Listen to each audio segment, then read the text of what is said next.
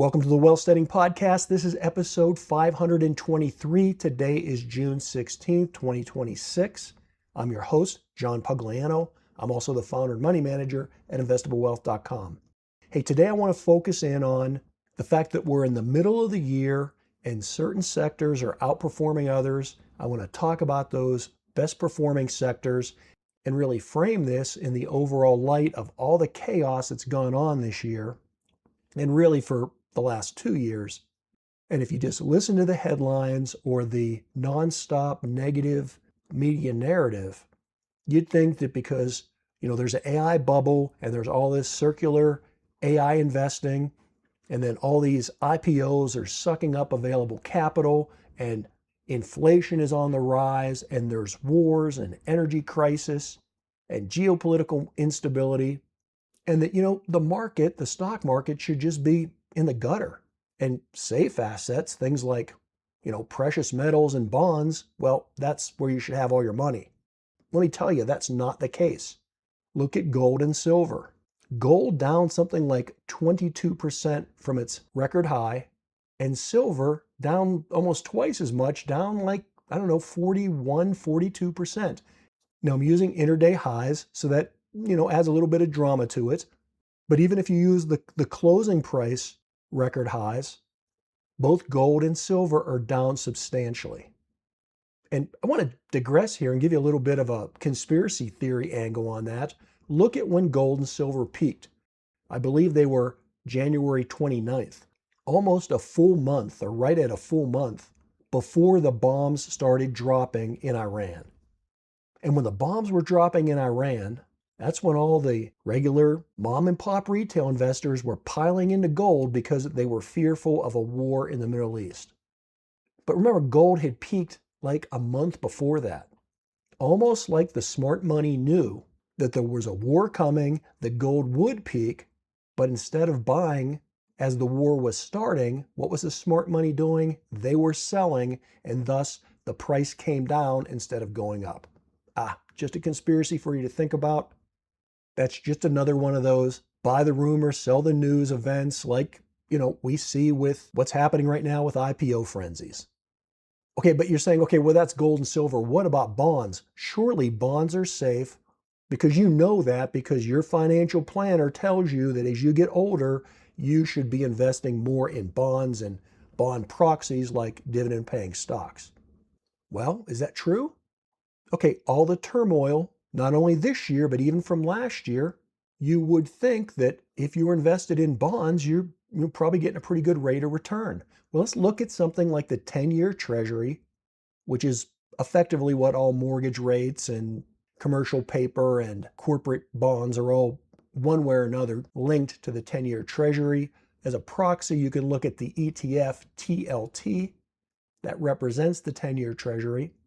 And TLT is currently trading about 6.5% from its 52-week high, but it gets a lot worse than that because if you zoom out and you look over the past 5 to even 10 years, bond prices have been just totally tanked. Both the 5-year and the 10-year nominal return rate on the ETF TLT, they're both down over 35%. So if 10 years ago or 5 years ago, you bought TLT thinking you were going to protect against inflation or because you were worried about a stock market crash, well, you've lost a good 35% of your principal. So my point here is not to say that bonds are bad or gold or silver is bad. My point is to point out that there is risk in everything. And the more that someone's trying to convince you there's no risk, it's highly likely that you're just being sold a product rather than a risk-free investment. But I digress. So what sectors are performing well? Well, I'm going to throw oil out of the equation because while oil and its derivatives have traded very well this year, obviously that's been a knee-jerk reaction to the war in Iran and the closing of the Straits of Hormuz. And obviously when you shut off 20% of the supply of something, prices are going to go up, but the question is, how long will they stay up? I mean, we haven't even reached a firm peace deal, and as I record this, West Texas Intermediate is already down to like $77, and overall oil, even world trading oil with the price of Brent, never got anywhere near the gloom and doom predictions of where the fear mongering would say it would get if you shut down the Straits of Hormuz. If you look at the world from that way, it'll change your perspective on the flow of money and on global trade, and consequently, it's why I have never been concerned, like many of you are, over things like the quote petrodollar. But I digress again. Okay, the three main sectors that are doing superbly as we enter halfway through 2026, in spite of all the chaos. Are you ready? Here they are. And they really should come as no surprise to you if you're a listener of the Wealth Studying Podcast, because what have you heard me talk about for a good 2 years now? And that's the convergence of the long-term trend of what I'm calling industrial technology. So it's not like the past 20 years where all the money is simply being made in software or in companies that offshore and create some type of a digital product. Over the past couple years, really since the pandemic, the emphasis on the industrials, the emphasis on the real hard nuts and bolts of the economy is coming into play. And that's why I've broadened my approach to not only look at technologies, but look at industrial technologies. And so as such, three best performing sectors of the year. Industrials and materials, both up a good 16% year to date, and technology almost twice that much, up about 30%. Now remember, we're only halfway through the year. Will it keep up at this rate? I don't know. But think of how these gains have been achieved in such a negative environment. And let me digress here a minute too, because I'm talking about sectors of the economy, or as we track them through the S&P 500, it's sectors within the S&P 500. And the definition of those are that there are 11 sectors. So I just mentioned 3 of the 11 sectors. A good way to look at this is through targeted ETFs. And I like to use the State Street ETFs. State Street is a brand name. And so for the sectors I'm talking about, the State Street technology focused sector has a ticker symbol of XLK. The industrial ETF is XLI, and the materials sector is XLB. Look them up, take a look at a chart, see how much they've performed, not only this year, but how well they've been doing over the past couple years. And I would make the argument that the reason they've done so well is not a fluke, it's not hype, it's not hyperbole, it's the long-term trend, again, that I've been talking about in terms of this convergence of industrial technology and how those efficiencies that we used to see just in software, that those productivity improvements are spreading throughout the economy, thus to even the old nuts and bolts, Rust Belt industrial part of the economy. And this is just not me saying it. Again, look at first quarter earnings on a year-over-year basis, comparing quarter to quarter. S&P 500 blended earnings were over 28%, a 28% increase from first quarter of the previous year. This is productivity being dispersed throughout the economy, not just in those sectors I mentioned, which again gives me assurance that long term we're seeing a sustained growth not only in the stock market, but also in the United States economy. Now, a little side note, I know a lot of you guys are the big hard currency people, and whenever you hear things about inflation, you always want to run to, quote, hard assets. We talked about how gold and silver are down significantly. Again, that doesn't mean that gold or silver are bad. Remember, there are no bad asset classes. There are no bad stocks. There are simply bad prices, right? It all depends on when you bought it. If you bought gold 6 years ago or 7 years ago at $1,500 an ounce, well, it's a superior investment for you.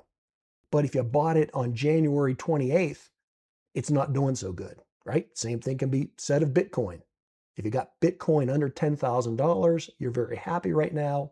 But if you bought Bitcoin at $126,000, not so much. So it's not about good and bad assets. It's about good and bad entry prices. And as far as the material sector being one of the top three performing sectors so far this year, to me, it's not all about inflation. That's part of it. But again, it's more about overall productivity. And the reason you don't hear me harp about, well, I'm going to, buy copper or manganese or cobalt. Why don't I talk about specific raw materials? It's because it's been my experience that over time, right, the long term, you make far more money investing in the companies that process and manipulate the raw materials than you do simply investing in the commodities themselves. The reason for that is that companies are adding value to the commodity.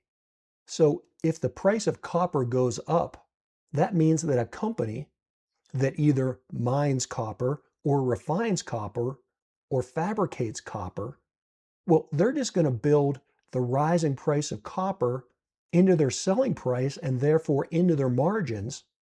And to the extent that the company that you're investing in is productive and efficient and uses innovation in technology to create more and better and refined products from that copper, that then that company's profits go up regardless of whether the commodity is going up or down, right? So I want to own copper miners. I want to own refining companies. And more importantly, I want to own fabricators. And I use fabricators broadly. That means everybody from making printed circuit boards to switches and devices to sensors, and then all the way up to, silicon chips, because effectively they all have some form of copper in them, right? And that's just one example. But my emphasis is on the company and their ability to generate a profit versus the commodity itself.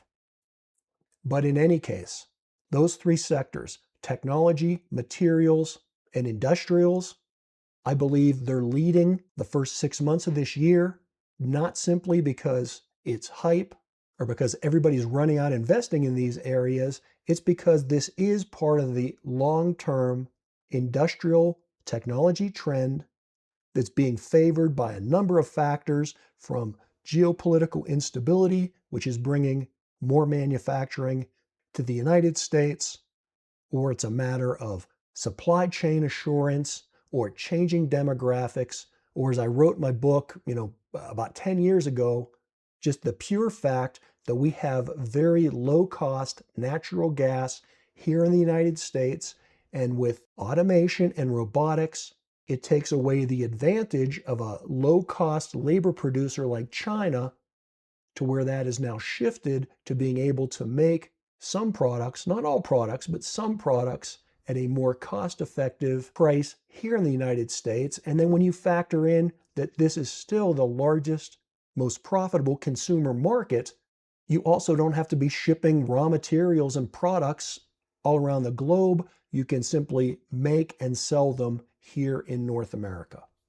Regardless of how the media narrative changes day to day, those long-term trends are in place. Okay, and then a final thought. You're probably saying, hey, the market's at record highs. I missed all the opportunity again. It's too late to get into the stock market. Well, let me tell you, building wealth, which involves purchasing appreciating assets, right? You're investing not in some hypothetical thing. You're investing in a profitable company or a income producing piece of real estate, whatever it is you're investing in. That's built over time. Not get rich quick, not buy into an IPO today and sell it for 40% markup, but like planting a tree, letting the growth and appreciation occur over years and, in fact, decades. And so you never miss an opportunity, right? It's never too late to plant a tree. It's never too late to change a bad habit. And likewise, it's never too late to buy into an appreciating asset. The key there is appreciating. And just to zoom out and look at the S&P 500, yeah, it's at or near record highs, but you know what? 37%, more than 37% of the S&P 500 today are currently trading below their 200-day moving average, which effectively means that if you bought today, you could be buying at least 37% of the S&P 500 at a price better or less than it has been over the last 12 months. So the point is that not everything is at a record high, and things move in cycles. And while today, yes, certain technology stocks like memory chip manufacturers or semiconductor materials, they're all at skyrocketing prices. Well, that may not be that way in 6 months. Even though the overall trend of industrial technology will continue from day to day, it won't always be the exact same companies. Because remember, it's not the company, it's the purchase price of the stock. And if you look at a company like Google, which is skyrocketed in the last 18 months, if you go back 18 months ago, though, it was one of the most hated of the Mag 7. This year and over the last 12 months or so, it's been one of the top producing Mag 7s. So don't have a defeatist attitude. Look for opportunity. Just as a rundown here, and I'm going to give you a list of names from the S&P 500. These are big names, some of the largest companies in the world. Everybody will know these names when I say them. They are all trading below their 200-day moving average. That includes Microsoft, Tesla, Meta, Oracle, MasterCard, Home Depot, Netflix, Palantir, IBM, McDonald's, T-Mobile, Pepsi, Disney, AT&T. Right? I could go on. Listen, step back. I'm not telling you to go out and take your life savings of $1,000 and buy one of those stocks. What I'm telling you is that there is always, and I want to reemphasize, always opportunity. And while losers will sit around and complain, the winners will go out and make things happen. So hey, you choose. You want to be a winner or a loser? Until next time, as always, this is John Pugliano wishing you the very best returns.